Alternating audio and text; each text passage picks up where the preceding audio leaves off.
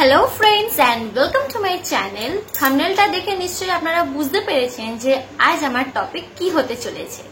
আজ আমি আলোচনা করব এই পাকা চুলের সমস্যা নিয়ে। কারণ এই যে পাকা চুলটা রয়েছে মানে আগে কি হতো এটা মানে বয়সের ছাপ ছিল যে হ্যাঁ 50s এর পরে বা অনেক সময় দেখা গিয়েছে মানে আমার যে দিদিমারা ছিল তারা মানে 50s না 60s 80s হয়ে যেত, তার সত্ত্বেও আমার চুল পাকতো না। কিন্তু এখন তো একটা 10 বছরের বাচ্চা পর্যন্ত চুল পেকে যাচ্ছে। আমার তো কলেজ লাইফে আমার চুল পেকে গেছিল। তো এই যে চুল পাকা যে সমস্যাটা হচ্ছে এর কারণ অনেক রয়েছে, আর এর মানে এই সমস্যাটা থেকে বের হওয়ার জন্য তার কারণও অনেক কিছু রয়েছে। তো আমি সবকিছু আলোচনা করব যে চুল কেন পাকে আর এই চুল পাকাটাকে কিভাবে আপনারা কন্ট্রোল করতে পারবেন সব দিক থেকে, ন্যাচারাল ওয়ে থেকেও আর মানে কালার ট্রিটমেন্ট ওয়ে থেকেও, সব দিক থেকে আমি বলবো। আর বলবো যে কিছু কিছু যে মিথ রয়েছে সেগুলো একদম ফলো না করতে, কারণ ওগুলো শুধু একটা মিথ, অ্যাকচুয়াল কাজে কিছু হয় না। কারণ আমি নিজেই এগুলো ইউজ করে দেখেছি, কিছুই কাজ দেয় না। সো ভিডিওটি মোটে স্কিপ না করে ফুল দেখবে। তো বন্ধুরা আমি প্রথমে মিথটা নিয়ে বলি। মিথ কি হলো, অনেকেই এটা ভাবে যে চুলে কফি দাও, চা পাতার জল দাও, বা কালো জিরে দাও, বা হেনা দাও, ইন্ডিগো দাও, বা কেউ আবার পেঁপে পাতা ব্যবহার করছে। মানে ইউটিউবে সার্চ করলে এই ধরনের হোম মেড রেমেডিস প্রচুর পাওয়া যায়। তো বিলিভ মি আমি নিজে ইউজ করেছি, করে কিন্তু কোনো রেজাল্ট পাইনি, কিছুই হয় না। মানে এটা বলা ভুল যে কিছু হয় না, হয় কোন দিক থেকে হয় যে হেয়ার ফলে যে সমস্যাটা মানে প্রবলেমটা থাকে সেটা সলভ হয়ে যায়। হেয়ার ফলটা আমার হয় না, দেখি হেয়ার ফল অনেক কমে যায়। কিন্তু যে কারণটা মানে মেন কারণ যেটা হচ্ছে সাদা চুলগুলোকে কালো করা, এটা কোনো দিন হয় না।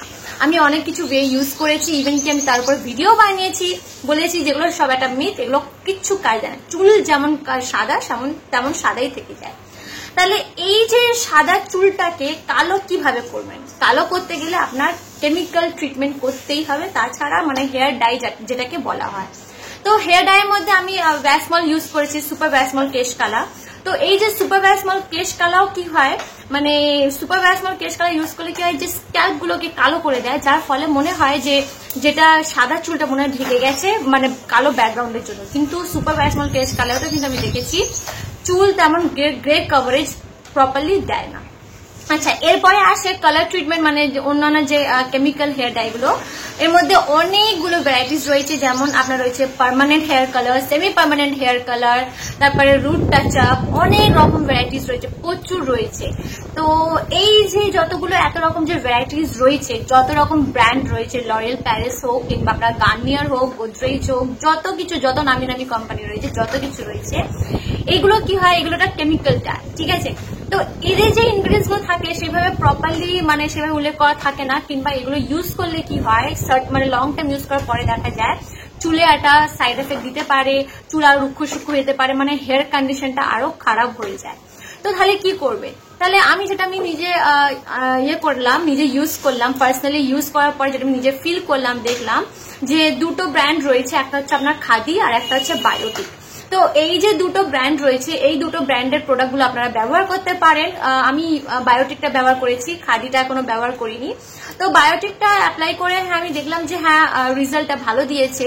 তো আমি এই যে বায়োটিক হেয়ার কালারটা যখন অ্যাপ্লাই করেছিলাম, কিছু টিপস অ্যান্ড ট্রিক্স ফলো করেছিলাম অ্যাপ্লাই করার আগে, যাতে স্টেন না করে। কারণ হেয়ার ডাইটা কেমিক্যাল একটা হেয়ার ডাই, এটাও কেমিক্যাল, কিন্তু আলটিমেটলি মার্কেটে আরো যতগুলো হেয়ার ডাই রয়েছে তাদের তুলনায় কিন্তু এই হেয়ার ডাইটা মানে অনেক বেটার, এই হেয়ার কালারটা অনেকটাই বেটার। তো হেয়ার ডাই মানে স্টেন তো করবে, স্টেন করে স্পেশালি আপনার হেয়ার লাইন্স গুলো, তারপরে এয়ার, নেক, এইসব জায়গাগুলো আপনার স্টেন করে। তো এই স্টেন যাতে না করে কি করতে হবে, বা যাতে চুলে যে কালারটা যাতে প্রপার গ্রে কভারেজ যেন দেয়, তার জন্য কি করতে হবে। তো এই সব টিপস অ্যান্ড ট্রিক্স, তারপরে ইউজ করার পরে কি কি কাজ দিয়েছে, কতটা ভালো হয়েছে, তো আমি সব নিয়ে ভিডিও বানিয়েছিলাম। আপনারা ইন্টারেস্টেড থাকলে গিয়ে দেখতে পারেন সেই ভিডিওগুলো। আচ্ছা, এরপরে আমি বলবো, এটা তো হয়ে গেল কালার নিয়ে। আচ্ছা, এরপরে হচ্ছে কি যেটা একটা হচ্ছে ন্যাচারাল ওয়েটা হচ্ছে কি, কারণ সবসময় তো এইভাবে কেমিক্যাল ট্রিটমেন্ট করাটা ভালো না, কিছু ন্যাচারাল ওয়েটা অপ্ট করা ভালো, সুইচ করা ভালো। তো ন্যাচারাল ওয়েটা হলো কি, আপনারা কি করবেন, প্রতিদিন সকালে 1 গ্লাসও খেতে পারেন বা 1 কাপও খেতে পারেন, সেটা আপনার উপর ডিপেন্ড করছে যে কতটা আপনারা খাবেন।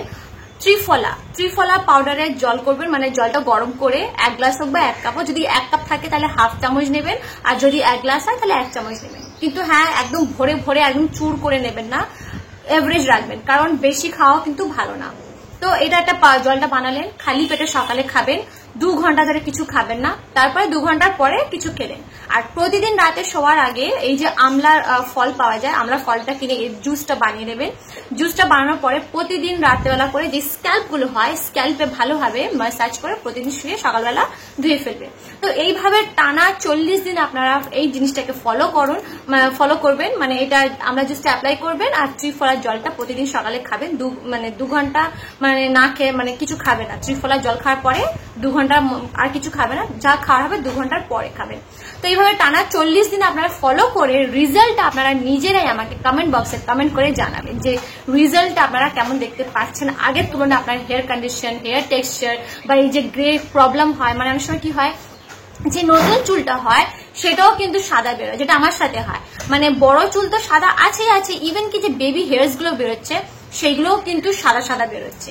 তো আমার এই সমস্যাটা প্রচুর। তো আগে আমার চুলের কন্ডিশন প্রচুর খারাপ ছিল, মানে যেমন আমার হেয়ার থিনিং হয়ে যাচ্ছিল, চুল পাতলা হয়ে যাচ্ছিল, টাক পড়ে যাচ্ছিল, মানে চুল ফাঁক করলে মানে পুরো একদম এইসব জায়গাগুলো ফাঁক দেখা যেত।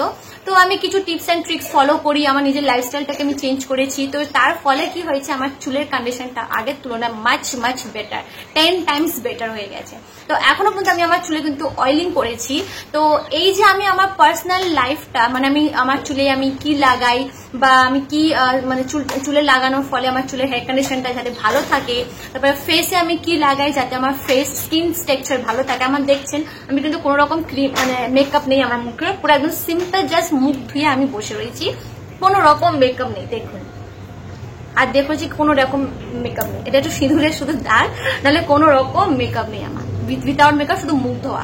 তো এগুলো ন্যাচারাল ওয়েতে আমি কি আমি বাড়িতে ফলো করি, ইভেন আমি যে নিজের যে ওয়েট লসটা, মানে ওয়েটটা কিভাবে আমি মেনটেন করি, কি এমন খাই, তো এটা নিয়ে আমার একটা নিজের পার্সোনাল চ্যানেল রয়েছে। তো আপনারা যদি ইন্টারেস্টেড থাকেন তো আমাকে সেই চ্যানেলে গিয়েও ফলো করতে পারেন, আর সেই চ্যানেলের লিঙ্কটা আমি এই ডিসক্রিপশন বক্সে দিয়ে দেবো।